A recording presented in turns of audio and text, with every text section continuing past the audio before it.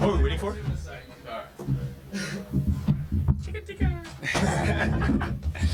on, man. All right, on your left, we've got Ryan Agarwal. On your right, Maxime Raynaud. We'll open it up to questions. Max, just tell me about what it means for you to get another rivalry win and sweep Cal. It means a ton. I mean, it's been more than a decade that we haven't swept them over the course of a season. Getting the win over there earlier this year was, I believe, one of the reasons why we started off the season so well, just because it was our first ACC game. And obviously on top of like having them coming back, we had so much more to this game, like Coach Mike Montgomery coming back, all the former players coming back, Parents Weekend as well. I think it meant a lot for the program, but also for the school in general. And getting a sweep over your rivals is the best feeling in the world. Ryan, walk us through that 3 you had.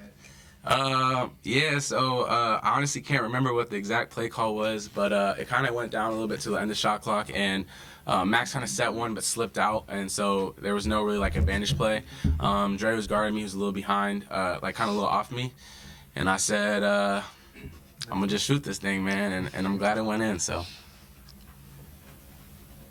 You guys talk about, Cal kept coming back and clawing back really in the second half, and you guys had responses every time, even until the final buzzer. Can you talk about kind of fighting against Cal's run?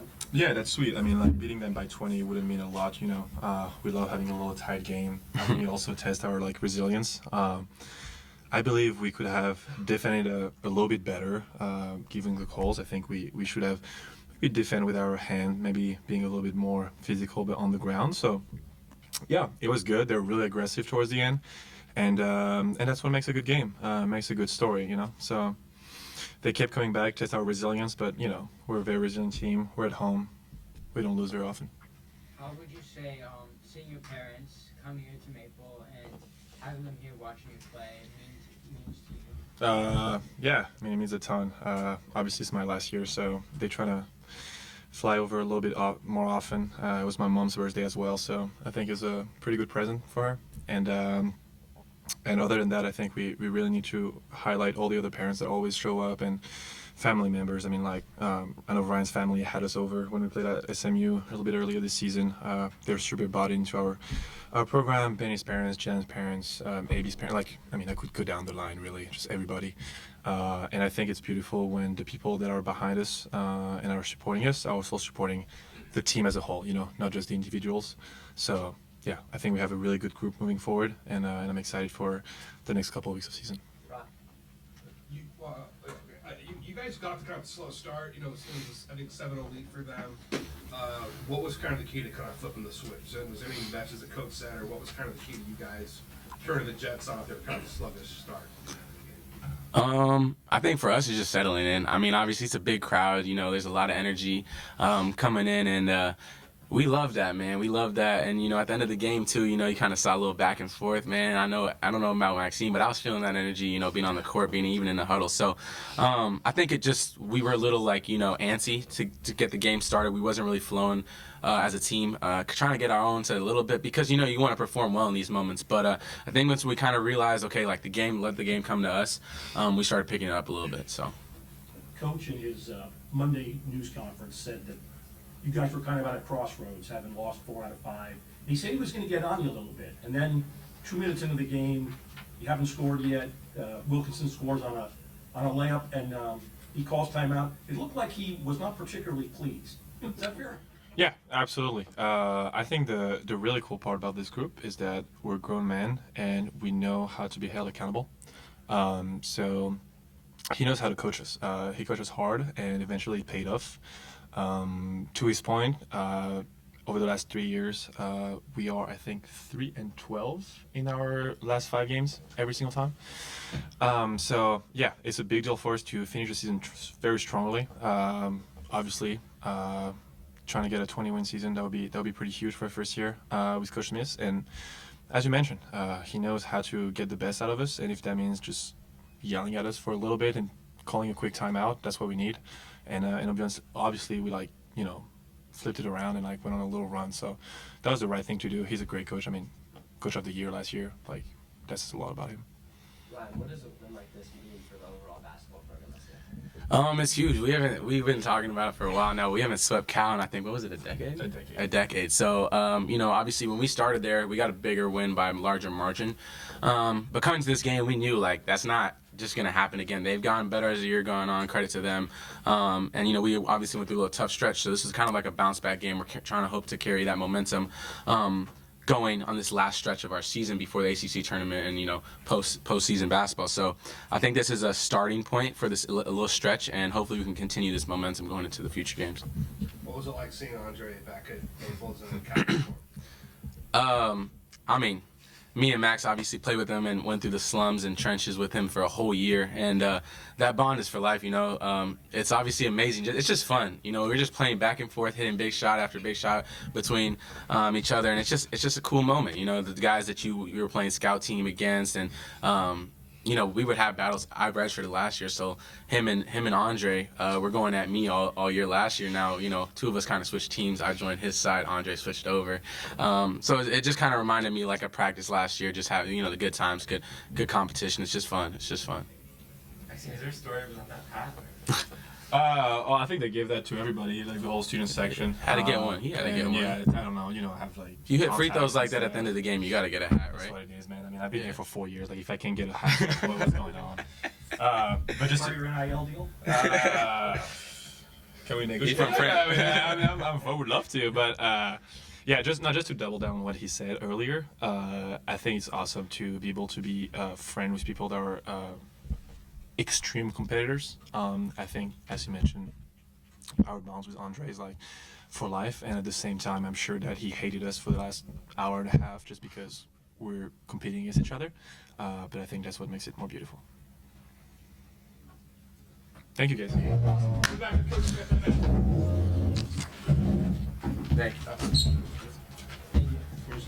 Appreciate y'all, man.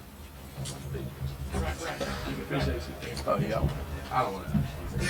See you guys for sure. Dude, Loki. Hats for NIL. I'm fucking down.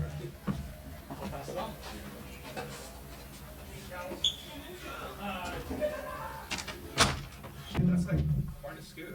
All right, head coach Kyle Smith, coaching the opening statement.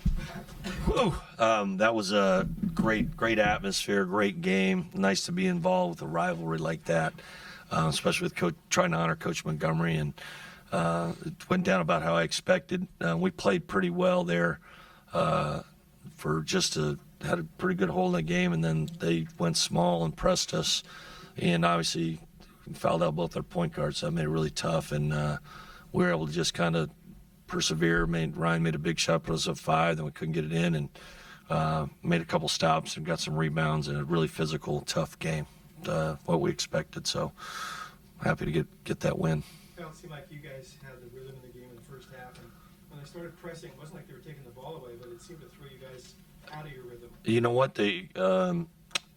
We tried to take advantage of it, and I don't think we converted. Those are backbreakers a little bit. Like, we had a chance there. I think where Aiden, we broke it really nice, and I think Ryan dropped to Aiden, and he got fouled.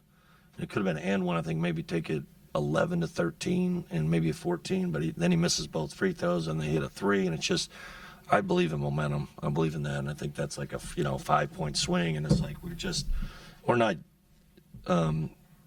We have had trouble like closing those games out a little bit and pressure and that stuff. So we've been able to hang on to them, and but I felt pretty good the way we played. And then they're going to lengthen the game with more possessions, and that just we got fatigued and tired, and double bonus is a problem. Well, you've had a long, successful career. You ever call a timeout less than 2 minutes into the game? Yeah. I have. I've done it before. It's just like when you can't. I just thought we were just making some funny decisions, and I was like, hey, I know there's nerves in that, but I just want to try to get their attention. Like, we're not, we had like 3 turnovers. We took 2 bad shots. We hadn't scored, and I was like, it's okay not to score, but let's try to respect the game, play the right way, and we did a great job the rest of that half until the very end of the first half. We kind of had a couple bonehead, which maybe could have been in there up 10. We were only up 6. Talk about Agarwal's 3, but you guys Big one. Big shot, and just the growth in him take that and make that kind of shot. Yeah, no, you know what? I told you that, you know, there's a lag time where we get to see some, for certain guys, like you see some stuff in practice that you're like, it's coming, and he's got a good feel. He pulled a long three early in that second half too. I was like, come on, Ryan, we're shooting 27%. But I feel comfortable with him shooting there, and he made a big one there. And, you know, obviously in the game winner against NC State gave him confidence. He almost had a triple-double. And then tonight he was really steady, played 34 minutes. I didn't realize that even, and he's 11, 8, and 4. And he was really, like, made some really nice plays in pick and roll too that gives us another ball handler that can do that. So proud of him. And it really helps us on the glass. Coach, obviously this is your first year in the Stanford-Cal rivalry as a first-year head coach. Just what are your overall thoughts? It's great. You know, we're trying to give it a name. We're trying to go with Monty Cup. We're trying to call it the Monty Cup and see if that sticks. I went with that when I saw I lived in the Bay Area a long time. I didn't know about that axe thing. Maybe I did. I said we got to get something going for our game. And Coach Rev's been trying, because, you know, he's been trying to put together with Mark and everything, try to make it something with Coach Montgomery. But like I said, it was neat to have him up here, seeing his former player, coach on the other sideline, and I think he's probably a really proud guy. But it's just neat to be associated with Stanford in this rivalry, and, you know, living this pretty much I've lived all over the place, but my adult life, I've lived in the Bay Area more than any other place.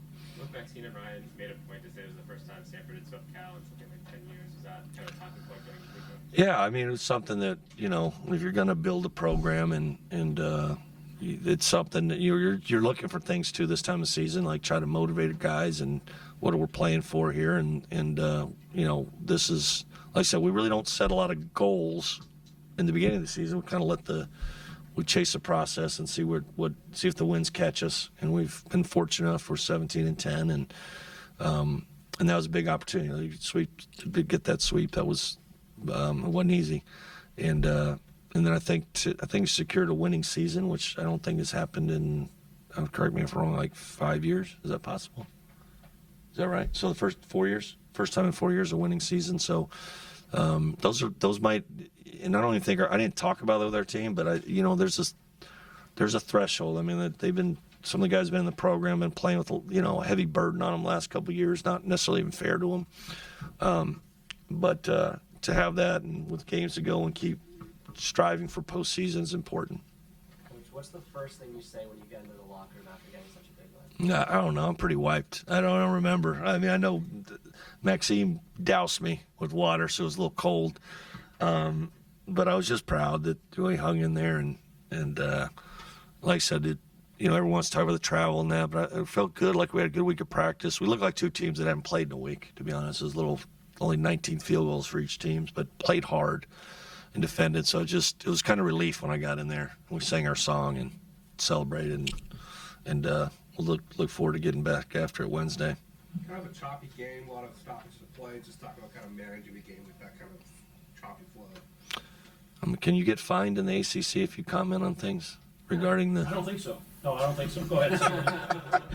It was just a little strange. I'll just say that there's a reason it was long, and there wasn't much flow to it. I felt there was a lot of stoppages in play and stuff like that. It's hard to be a player, and like I think that one, I don't know. I still don't understand why they're trying to sort out that one out of bounds play, and they put in the clock, and when it was tied. So, you know, just kind of that. There's three other people that can like manage that flow too. You know, it matters, and we're a little fatigued, and we're lucky to get that home. Yes, Coach. Yeah, just kind of what's your relationship like with Mike Montgomery? How well do you know him? Just kind of, yeah. You know, I know him. I don't know fairly well. I've just kind of, like I said, been very respectful of that relationship and everything he did here. And you know, the narrative is that I was running around for 30 years saying this is the best job in the country.